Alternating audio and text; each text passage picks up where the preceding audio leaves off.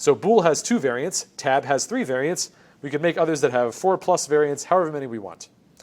Again, bool is the custom type here, and the variants are true and false.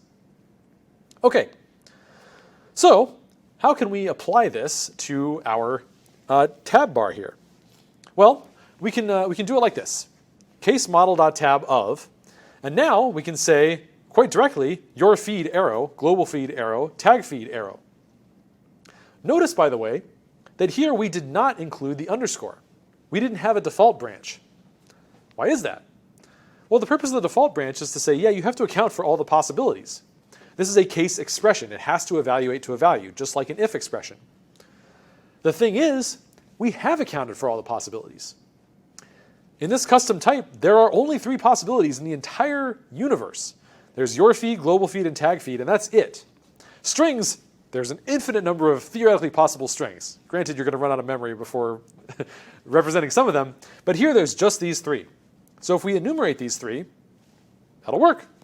No matter what, the Elm program is going to be able to execute this, and it's always going to be able to take one of these 3 branches because we've defined that that's all there is in this world.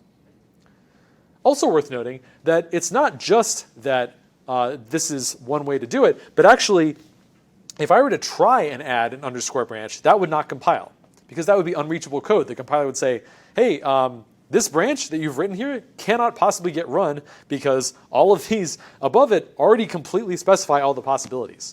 So you should delete that code because it's not going to do anything. And if you think it is, you've got a bug somewhere. Also, we can't repeat any of these. I can't say your feed twice in there. It's going to say that's already been covered by a previous case.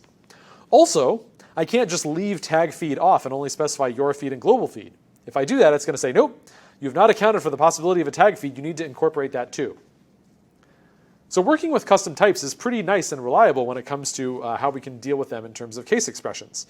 It's pretty hard to mess this up as long as you don't use the underscore. You just say your feed, global feed, tag feed. If I leave one off, if I specify more than I should, if I specify cases that can't be reached, in all of those cases, Elm's going to give me an error at compile time, so I can't mess that up. Cool. So having no default case is actually a good thing. It lets the compiler help us out more.